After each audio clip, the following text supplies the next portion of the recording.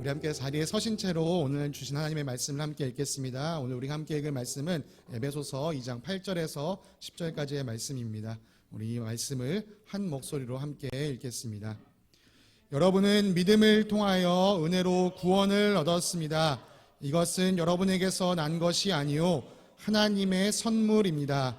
행위에서 난 것이 아닙니다. 그러므로 아무도 자랑할 수 없습니다. 우리는 하나님의 작품입니다. 선한 일을 하게 하시려고 하나님께서 그리스도 예수 안에서 우리를 만드셨습니다. 하나님께서 이렇게 미리 준비하신 것은 우리가 선한 일을 하며 살아가게 하시려는 것입니다. 아멘. 네, 자리에 다 앉으시겠습니다. 감사합니다.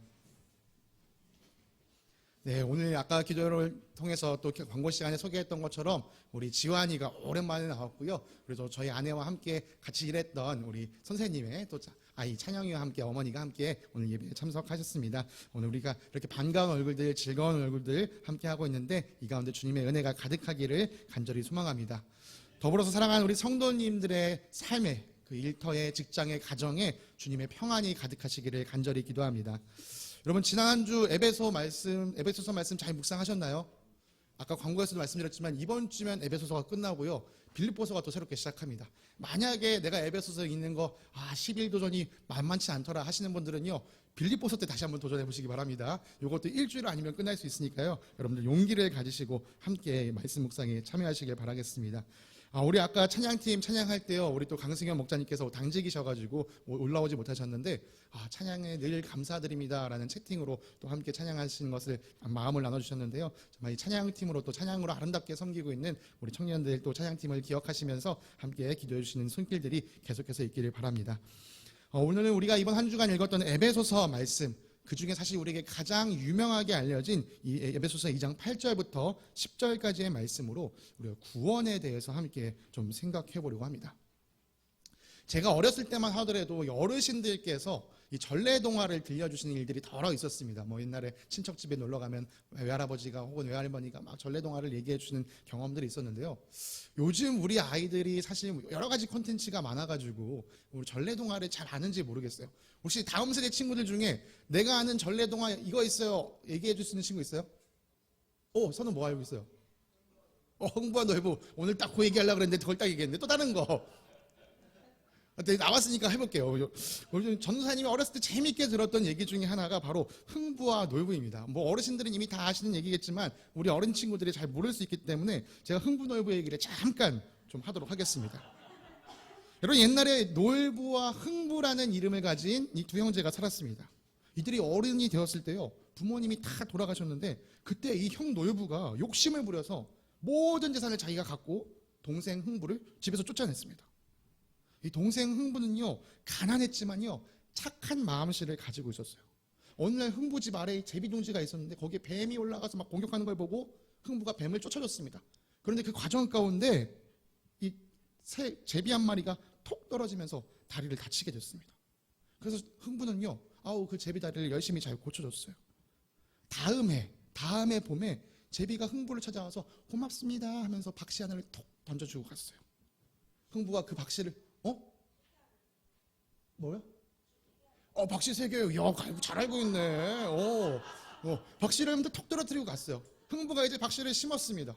박씨를 심으니까 가을에 주렁주렁 박이 열려서 그 박을 쓱싹쓱싹 하고 텄더니 그 박 안에서 준호야 뭐가 나왔어? 그건 몰랐구나. 그 박 안에서요 금은 부화가 쏟아져 나왔어요. 그래서 흥부가 부자가 되었습니다. 이 소식을요 욕심 많았던 형 놀부가 들었습니다. 그 놀부가요 그래? 제비다리를 치료해주고 저런 일이 일어났단 말이야. 그래서 놀부가요 멀쩡한 제비를 찾아가지고 다치지도 않은 제비인데 멀쩡한 제비를 데려와서 다리를 턱 부러뜨리고 자기가 치료해줬어요. 그러고 나서 제비가 달려졌습니다. 그 제비가 다음에 봄에도요 놀부에게 박씨를 3개를 물어다 줬대요. 3개를 물어다 줬는데 놀부가 나도 이 박씨를 심으면 나도 이제 가을에 부자게 되겠구나 하고 심어놓고 박을 탁 텄는데 가을이 돼서 거기서 뭐가 나왔을까요?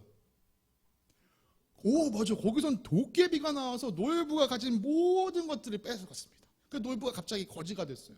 이 소식을 동생 흥부가 들었습니다. 아이고 형님 많이 힘들어 주셨죠? 제가 이제 형님 도와드릴게요. 놀부는 깜짝 놀랐어요. 나는 동생을 내쫓았는데 동생은 나를 받아줬구나. 그래서 이 놀부가요, 이 흥부의 이 고마운 마음씨를 잘 받아들여서 이제 사이좋게 지내고 그 마을에서 착한 사람이 되었다. 이게 우리 흥부 놀부의 이야기입니다. 자, 이제 우리 친구들에게 한번 질문을 하겠습니다. 여러분, 이 이야기를 통해서 얻을 수 있는 교훈은 뭘까요? 1번, 착하게 살면 복을 받고 나쁘게 살면 벌을 받는다. 2번, 부자가 되려면 새에게 투자를 잘해야 된다. 3번, 부모님의 유산은 공정하게 나눠 가져야 된다. 자, 뭐가 정답일 것 같아요? 자, 유진이 1번 했습니다. 또 다른 친구. 1, 2, 3번 나정번 정답인 것 같아. 새한테 1번과 3번인 것 같아. 2번은 빼고. 네, 감사합니다. 자, 여러분, 이 이야기의 교훈은 뭐죠? 1번, 착하게 살면 복을 받고 나쁘게 살면 벌을 받는다. 이것이 이 이야기의 교훈입니다.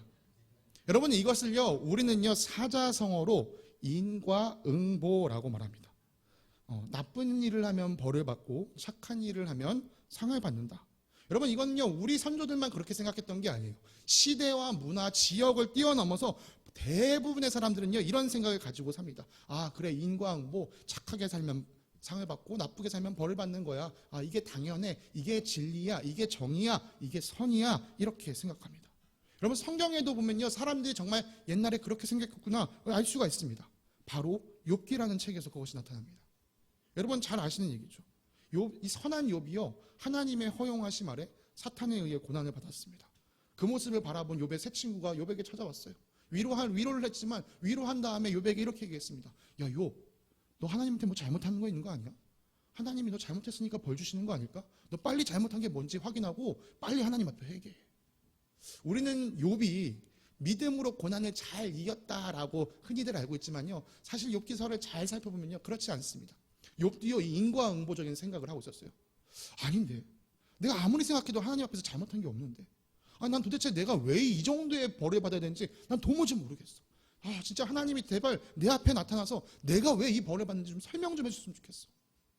여러분, 이렇게요, 시대를 막론하고 사람들 머릿속에는 착한 일을 하면 상을 받고 나쁜 일을 하면 벌을 받는다라는 생각이 있고요, 그것이 정의다, 그것이 선이다라고 얘기합니다. 여러분, 이런 생각은요, 여러 종교의 가르침에서도 나타납니다. 여러 종교들이 이제 죽음 이후에, 말하면 이 사후세계에 대해서 이야기할 때 착하게 살면 좋은 곳에 가고 나쁘게 살면 무서운 곳에 간다, 이렇게 가르칩니다. 쉽게 말해서 착하게 살면 천국 가고 나쁘게 살면 지옥 간다, 이렇게 말하죠. 사실 이 인과응보라는 말 자체가요, 불교에서 나온 말입니다. 불교에서는요, 인과응보에 대한 확신을 가져라, 이렇게 가르칩니다. 불교는요, 인생을 어떻게 살았냐에 따라서 그 다음의 생에 어떻게 태어날 것인지가 정해진다라고 얘기합니다. 여러분, 이슬람도요, 행위를 강조하는 종교입니다. 이 무함마드가 가르친 이 알라의 명령을 따라 살아야 구원을 얻는다라고 알고 있습니다. 여러분, 대표적으로 우리가 아는 것이 이 무슬림들이 하루에 5번 시간을 맞춰서 기도하는 건데요. 여러분, 이 사람들이 신앙심이 좋아서 하루에 5번 기도하는 게 아니고요, 그렇게 해야지만 구원을 얻는다라고 믿기 때문에 그렇게 기도하고 사는 것입니다. 우리와 굉장히 가깝고도 멀게 느껴지는 천주교 안에도요, 이 행위구원회라는 생각의 그 사상들이요, 만연해 있습니다. 제가 설교를 준비하면서 이 천주교 신학의 자료들을 조금 찾아보긴 했는데요, 사실 이 천주교 신학에는 여러 가지 것들이 혼재되어 있어서 딱 잘라 무엇이다 라고 말하기는 조금 힘들었습니다. 그래서 제가 이렇게 말하는 것이 좀 조심스럽지만, 제가 이렇게 자료를 찾다가 서강대에서 이 명예교수로 계신 한 신부님께서 쓰신 칼럼을 보게 되었는데요, 그것을 참고해서 말씀드리면 이 생각 속에도 이 행위구원이 깔려 있구나. 제가 그분의 글을 차용해서 말씀드리도록 하겠습니다. 1962년부터 1965년에 있었던 제2차 바티칸 공의회의 결정에 따라서 진실한 마음으로 신을 찾는 선의의 모든 사람에게도 하나님의 구원의 은총이 작용하기 때문에 어느 종교나, 심지어 종교를 믿지 않고 혼자서라도 착하고 보람있게 산다면 구원받을 수 있다. 성가대의 명예교수라는 신부님께서 하신 말씀입니다. 혼자서라도 착하고 보람있게 살면 구원받을 수 있다. 결국 행위를 강조하고 있는 것이죠. 착하게 살면 구원받고 그렇지 않으면 구원받지 못한다. 네, 우리 생각에는요, 이것이 정의롭고 또 정당하다라고 여겨집니다. 그런데 오늘 우리가 함께 읽은 이 에베소서 말씀은요, 그것의 정반대의 이야기를 하고 있습니다. 하나님의 생각이 우리 사람의 생각과 달라 보입니다. 마치 이사야에서 하나님께서 말씀하신 것처럼 하나님의 생각과 우리의 생각이 다르고 그 다른 정도가 하늘과 땅의 차이만큼 크게 나타나 보입니다. 여러분, 오늘 우리가 함께 읽었던 에베소서 2장 8절과 9절의 말씀, 우리 다시 한 목소리로 함께 읽겠습니다. 시작. 여러분은 믿음을 통하여 은혜로 구원을 얻었습니다. 이것은 여러분에게서 난 것이 아니요 하나님의 선물입니다. 행위에서 난 것이 아닙니다. 그러므로 아무도 자랑할 수 없습니다. 아멘. 사도 바울이요, 이 에베소 교인들에게 분명하게 밝히는 사실 한 가지는 우리 구원이 우리 행위에서 난 것이 아니라는 것이죠. 그리고 구원이 누구의 선물이다? 네, 하나님의 선물이다. 구원은 하나님의 선물이다라고 얘기합니다. 여러분, 선물과 보상은 다릅니다. 보상은 내가 수고한 것에 따라서 마땅히 내가 취해야만 하는 것입니다. 내가 열심히 애썼기 때문에 꼭 받아내야 되는 것이죠. 보상은요, 자격이 있는 사람에게 주어집니다. 너 열심히 일했어? 자, 그럼 여기 가져가. 너 열심히 일 안 했어? 그럼 넌 못 줘. 이게 보상인 거죠. 그런데 선물은 다릅니다. 선물은 내가 무엇을 했기 때문에, 내게 어떤 자격이 있기 때문에 주어지는 것이 아닙니다. 선물은요, 선물을 주시는 분께서 주고 싶기 때문에 주는 것이죠. 오늘 우리가 읽은 말씀처럼요, 우리는 구원을 은혜로, 선물로 얻었습니다. 사실 우리 중에 이런 큰 선물을 받을 자격이 있는 사람이 아무도 없습니다. 오늘 우리가 함께 읽지 않았지만 에베소서 2장 앞부분을 살펴보면요, 우리가 얼마나 선물을 받을 자격이 없는 인간들인가 분명하게 나타내 줍니다. 여러분도 전에는 허물과 죄로 죽었던 사람들입니다. 그때 여러분은 허물과 죄 가운데서 이 세상의 풍조를 따라 살고 공중의 권세를 잡은 통치자, 곧 지금의 불순종의 자식들 가운데서 작용하는 영을 따라 살았습니다. 우리도 모두 전에는 그들 가운데서 육신의 정욕대로 살고 육신과 마음이 원하는 대로 행하였으며 나머지 사람들과 마찬가지로 날 때부터 진노의 자식이었습니다. 조금 더 쉬운 말씀으로 말씀을 드리겠습니다. 우리가요, 이전에는요, 하나님과 상관없이 우리가 원하는 대로 살았던, 영적으로는 죽었던 사람이었습니다. 죽은 것 같은 사람이 아니라 죽었던 사람이었습니다. 우리는 하나님께서 기뻐하시는 일을 조금도 하지 않고 살았고요, 하나님의 진노, 즉 하나님의 화를 돋구는 일만 하며 살았습니다. 이런 사람들은 선물을커녕 벌을 받아야 마땅한 사람들이죠. 그게 우리 자신들이었습니다. 그런데 하나님은 그런 우리들에게 하나님께서 선물을 베푸시기로 결정하셨습니다. 그것은 사절에 기록된 것처럼 그분의 자비가 넘치시기 때문에, 그분이 우리를 향한 그 사랑이 너무나도 크기 때문에 나타난 일이었습니다. 죄로 인하여 죽은 우리를 다시 살리기 위해 하나님은 그리스도에게 모든 죄를 뒤집어 씌우셔서 그에게 죽음을 당하게 하셔서 죽어있는, 영적으로 죽어있는 우리와 마찬가지로 그가 완전히 죽게 만드셨습니다. 그리고 예수님을 그 죽음 가운데서 부활시키셨는데요, 그것은 그를 믿는 것, 그 부활하신 예수님을 믿는 사람도 그 예수님과 더불어 함께 살리시기 위해서 이 일을 우리에게 이루셨습니다. 그리고 바울은 다시 한번 얘기합니다. 여러분은 은혜로 구원을 얻었습니다. 하나님은 우리에게 어떤 선행이나 어떤 업적을 따지지 않으시고 은혜로 이 구원을 베풀기로 하셨습니다. 하나님께서 우리에게 어떤 다른 자격을 따지지 않는 대신에요, 우리에게 단 한 가지를 요청하셨습니다. 그것은 바로 믿음입니다. 내가 널 위해 이 모든 일을 행했다는 사실을 내가 믿느냐? 내가 이 모든 것을 통해 나의 사랑을 너에게 보여주었다는 사실을 내가 믿느냐? 바울은 로마서에서 하박국 성경 구절을 인용하면서 이렇게 말했습니다. 나는 복음을 부끄러워하지 않습니다. 이 복음은 유대 사람을 비롯하여 그리스 사람에게 이르기까지 모든 믿는 사람을 구원하는 하나님의 능력입니다. 하나님께서 계속해서 제가 말씀을 읽어드리겠습니다. 하나님의 의가 복음 속에 나타납니다. 이 일은 오로지 믿음에 근거하여 일어납니다. 이것은 성경에 기록한 바 의인은 믿음으로 살 것이다 한 것과 같습니다. 여러분, 주님께서 주시는 선물은요, 믿음으로 받아야 우리에게 유효하게 작동합니다. 요한복음 3장 16절에 기록된 것처럼요, 하나님께서 세상을, 우리를 사랑하셔서 그 외아들 예수 그리스도를 내어주셨다. 그 사실을 믿는 사람들에게 멸망당하지 않고 영생을 얻게 하셨다. 여러분, 이 사실을 믿는 자들에게 구원이 선물로 주어지는 것입니다. 하나님이 뭐하러 나를 대신해 죽었답니까? 하나님이 뭘 위해, 날 위해 예수를 보냈다는 겁니까? 도대체 그분의 죽음이 나랑 무슨 상관이라는 겁니까? 어떻게 예수가 내 죄를 대신합니까? 하나님께서 이 모든 일을 너를 위해 이루셨다라고 성경을 통해서 우리에게 말씀하시는데요, 어떤 사람들은 그 사실을 믿지 않습니다. 그 사실을 손으로 거절해 버립니다. 여러분, 그렇게 거절하는 사람들에게는요, 한 절이 뒤에 있었네요. 거절하는 사람들에게는 하나님의 은혜가 그들에겐 일어나지 않습니다. 그런데 우리는 여전히 좀 궁금합니다. 구원, 모든 사람이 그렇게 갈망하는 이 가장 소중한 것을 왜 하나님은 상급이 아니라 선물로 주시는 걸까? 아니, 잘한 사람들에게만 선물을 탁탁탁 주신다면 얼마나 좋을까 싶은데요, 하나님은 왜 그걸 도대체 선물로 주시는가? 주님께서 구원을 선물로 주시는 이유는 아주 간단합니다. 그것은 행위로는, 그러니까 어떤 우리가 선행이나 업적으로는 하나님께서 바라시는 구원의 수준을 충족시킬 사람이 없기 때문입니다. 여러분이 생각하는 가장 선한 사람을 생각해 보시기 바랍니다. 결국 그 사람에게도 흠결이 나타납니다. 하나님께서 그렇게 마음에 들어 하셨던 다윗 왕도 성경을 살펴보면요, 참 끔찍한 죄를 저지른 사람이었습니다. 어떤 착한 행실과 멋진 업적으로요, 하나님을 만족시킬 수 있는 사람이 이 땅에 도무지 없습니다. 하나님께서 구원을 선물로 주시는 이유가 또 있습니다. 만약 하나님께서 선행과 업적을 따라 구원하신다면요, 그 구원은 불공평하게 일어날 수밖에 없습니다. 여러분, 삼성 회장의 이재용 회장과 제가 각자 받는 월급의 10분의 1을 불우한 이웃들을 위해 쓴다. 그럼 누가 더 많은 사람을 도울 수 있겠습니까? 여러분, 놀랍게도 제가 더 많은 사람을 구할 수 있습니다. 제가 이건 설교 준비하다 찾아보니까요, 사실 이재용 회장이 2017년부터 6년 동안 보수를 받지 않고 일을 하고 있다고 하더라고요.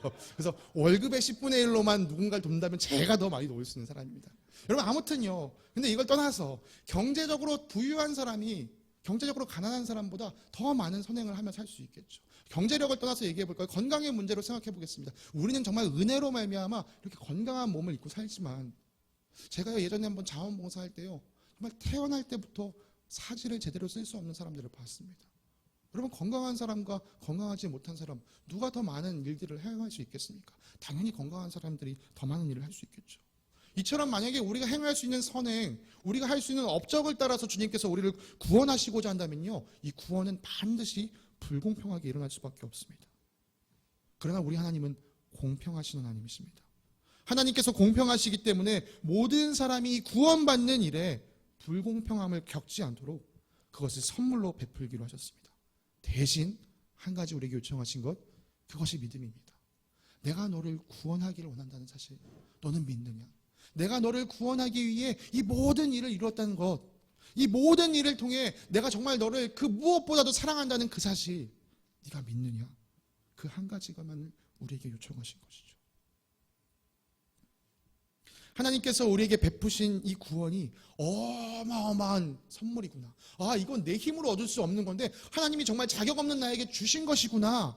여러분, 이것을 아는 사람, 이 하나님의 구원이 넘치는 은혜, 카리스라는 것을 아는 사람은 하나님께 뭐 하게 된다고요? 유카리스티아, 감사하게 됩니다. 하나님께 감사한 마음을 갖는 사람은요, 이제 하나님께서 기뻐하시는 일을 하고 싶어집니다. 그게 사람의 도리이자 인지상정입니다.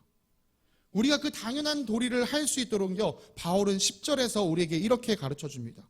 하나님께서 우리를 구원하신 이유를 설명해 줍니다. 바울은 앞서 우리가 죄로 인하여 영적으로 죽었다, 죽은 것 같다가 아니라 죽었다라고 이야기했습니다. 그러나 우리는 하나님의 은혜로 그리스도와 함께 살리심을 받았습니다. 그렇게 새로워진 우리를 향해서 바울은 이렇게 말합니다. 우리는 하나님의 작품입니다. 우리는 하나님의 작품입니다. 요즘 뜨는 미술 중에요, 이 정크 아트라는 것이 있습니다. 이게 뭐냐면 벌어진 쓰레기를 이용해서 아름다운 미술 작품을 만드는 거예요. 하나님에 의해 새로워진 우리는요, 이 정크 아트와도 같습니다. 정말 볼품없는 정말 쓸데없는 것이었는데 주님께서 만져주신 말미암아 우리가 작품이 되었습니다. 그런데 하나님께서 왜 우리를 이 작품으로 만드셨는가? 바울은 이어서 이렇게 이야기합니다. 선한 일을 하게 하시려고. 우리를 선한 일을 하게 하시려고 우리를 작품으로 만드셨다. 여러분, 몇 주간 계속 반복해서 말씀드립니다. 우리의 선행은 우리의 구원을 이루기 위한 조건이 절대 될 수 없습니다. 선행은요, 우리가 구원받았기 때문에 나타나는 현상입니다. 그런 점에서 선행은 구원을 완성하는 것이 아니고요, 도리어 선행은 구원이 시작되었기 때문에 나타나는 것입니다. 구원에서부터 시작되는 것이 바로 선행이라고 할 수 있습니다.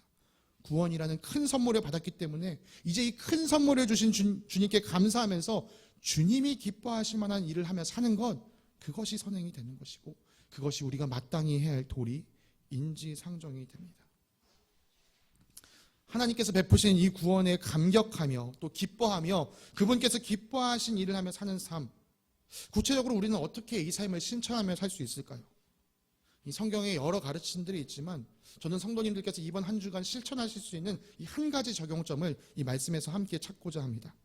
특별히 저는 그 말씀을 이 1만 달란트 빚을 탕감받은 종의 이야기에서 찾기 원합니다. 여러분, 1만 달란트 빚을 탕감받은 종의 이야기는 이 마태복음 18장에 기록되어 있습니다. 이미 그 이야기를, 그 내용을 잘 아시겠지만 우리 아이들을 위해서 잠시 짧게 설명하도록 하겠습니다. 어떤 왕이 자기 종들과 결산을 하게 되었습니다. 그런데 한 종이요, 왕이랑 결산하다 보니까 빚이 1만 달란트가 되는 거예요. 이것은요, 평생을 다해도 다 갚을 수 없는 돈이었습니다. 처음에 왕은요, 그에게 야, 가족을 팔아서라도 무슨 일을 저질러서라도 이 빚 다 갚아라, 이야기 얘기했습니다. 그런데 종이 간절히 빌었습니다. 주인님, 왕이시여, 제게 은혜를 베풀어 주십시오. 저를 불쌍히 여겨 주십시오. 그 왕이요, 그 종이 너무 불쌍하게 보였어요. 그래서 그 평생 갚지도 못할 그 빚을요, 그래, 없는 것으로 해주마 라고 놓아주었습니다. 여러분, 평생 아무리 일을 해도 갚을 수 없는 그 빚을 탕감받았으니까 이 사람이 얼마나 행복했겠습니까? 그런데 그 행복이 오래가지 못했습니다. 왜요? 왕궁을 나서는 순간 자기에게 100데나리온, 100일치의 월급을, 1급을 빚진 사람을 만났기 때문입니다. 여러분, 물론 100데나리온이 작은 돈은 아닙니다. 그렇지만 지금 내가 방금 탕감받은 이 1만 달란트에 비하면 정말 아무것도 아닌 것이죠. 근데 지금 이 큰 빚을 탕감받은 종이요, 자기에게 작은 빚을 지고 있는 친구를 바라보고 멱살을 붙들고 얘기했습니다. 너 이 자식 나한테 그 빚 언제 갚을 거야? 너 그 돈 언제 나한테 내놓을 거야? 너 그 빚을 갚을 때까지 너 감옥에 들어가. 이 소식을요, 왕이 들었습니다. 참 왕이 너무나도 황당했습니다. 이게 무슨 얘기야? 내가 방금 쟤를 1만 달란트를 탕감해 줬는데 쟤는 자기에게 100데나리온 빚진 자를 용서해 주지 못했다고? 그래서 그 왕이 다시 그 종을 불러들였습니다. 그리고 그에게 이렇게 얘기했습니다. 이 악한 종아, 내가 애원하기에 나는 너에게 그 빚을 다 없애주었다. 내가 너를 불쌍히 여긴 것처럼 너도 내 동료를 불쌍히 여겼어야 할 것이 아니냐. 여러분, 그렇게 불같이 화를 내고요, 그를 다시 감옥에 가두었습니다. 이 비유를 하신 예수님은요, 마지막에 이렇게 말씀해 주셨습니다. 너희가 각각 진심으로 자기 형제자매를 용서해 주지 않으면 나의 하늘 아버지께서도 너희에게 그와 같이 하실 것이다. 우리가 예배 마지막에 함께 올려드리는 주님께서 가르쳐 주신 기도에서도 주님은 우리에게 이렇게 말씀하셨습니다. 우리가 우리에게 죄 지은 사람을 용서하여 준 것 같이 우리의 죄를 용서하여 주시고. 그리고 이 기도를 다 가르치신 뒤에 예수님은 다시 한번 덧붙여서 제자들에게 이렇게 강조해서 말씀하셨습니다. 너희가 남의 잘못을 용서해 주면 너희 하늘 아버지께서 너희를 용서해 주실 것이다. 그러나 너희가 남을 용서해 주지 않으면 너희 아버지께서도 너희의 잘못을 용서해 주지 않으실 것이다. 우리가 얼마 전에 읽었던 골로새서에서 바울은 이렇게 말했습니다. 누가 누구에게 불평한 일이 있어도 서로 용납하여 주고 서로 용서하여 주십시오. 주님께서 여러분을 용서하신 것 같이 여러분도 서로 용서하십시오. 그리고 우리가 내일 읽게 될 에베소서 말씀에서도 바울은 이렇게 말합니다. 서로 친절히 대하며 불쌍히 여기며 하나님께서 그리스도 안에서 여러분을 용서하신 것 같이 서로 용서하십시오. 하나님께서는 우리가 선한 일을 하도록 우리에게 선물을 주셨습니다. 그리고 성경 곳곳에서는 용서가 하나님께서 기뻐하시는 선한 일이다 라고 우리에게 가르치고 있습니다. 이 성경의 가르침을 근거로 하나님께 구원을 선물로 받은 여러분에게 권면합니다. 여러분, 하나님께서 여러분에게 구원을 선물로 주셨다는 그 감격이 여러분 안에 있으시다면 이번 한 주간 여러분 가슴속에 여러분이 받은 그 용서를 새기시고 기억하시면서 주변 사람들을 용서해 주시기 바랍니다. 만약 여러분 가슴속에 아직 이 구원의 감격이 잘 느껴지지 않는다면요, 여러분 누군가를 억지로 용서하려고 하지 마시고 먼저 주님 앞에 나아가 주님, 나를 용서하신 그 구원의 감격이 내 마음에 차고 넘치게 해주십시오. 이렇게 간절히 구하시길 바랍니다. 여러분, 구하는 자에게 주시고 찾는 자에게 찾게 하시며 두드리는 자에게 열어주시는 우리 주님께서 구원의 감격을 구하는 자녀에게 넘치는 구원의 감격을 더하여 주실 것을, 또 용서할 마음을 구하는 자에게 넘치는 자비를 부어주실 줄 믿습니다. 우리의 힘으로 용서하는 것이 아니고 우리가 받은 그 용서를 따라 용서할 수 있도록 여러분, 정말 주님께서 여러분에게 베풀어 주신 그 큰 구원, 그 큰 선물이 무엇인지를 기억하시면서 이 한 주간 주님의 말씀에 따라 사시는 사랑스러운 겨라자씨 교인 되시기를 간절히 기도드립니다. 아멘. 우리에게 좋은 것을 주실 주님을 기대하면서 우리 함께 기도하도록 하겠습니다. 하나님 아버지, 감사합니다. 우리가 그토록 원하고 갈망하는 구원을 은혜로운 선물로 베풀어 주시는 주님을 찬양합니다. 하나님 아버지의 크신 자비하심으로 우리에게 주시는 구원을 거절하지 않고 믿음으로 받아들이며 구원의 감격을 누리는 삶을 사는 저희들 되게 하여 주시옵소서. 주님께서 죄로 인하여 죽었던 우리를 그리스도와 함께 살리셔서 새로운 작품으로 만들어 주신 것은 이제 우리에게 새 마음을 주셔서 주님께서 기뻐하시는 선한 일을 하기 위한다는 사실을 우리가 말씀을 통해 배웠습니다. 이번 한 주 구원의 기쁨을 누리면서 또 우리 주변에 있는 사람들의 잘못과 허물을 덮어주는 용서를 행하면서 살아가는 저희들 되게 하여 주시옵소서. 주님이 이 모든 일을 통하여 하나님 아버지의 이름이 높임받는 것을 함께 바라보게 하여 주시옵소서. 오직 모든 영광과 찬양이 우리 아버지께 있습니다. 우리와 함께 하시며 또 인도해 주시는 우리에게 힘을 더하여 주실 주님께 감사드리며 거룩하신 우리 주 예수 그리스도의 이름으로 기도드립니다. 아멘.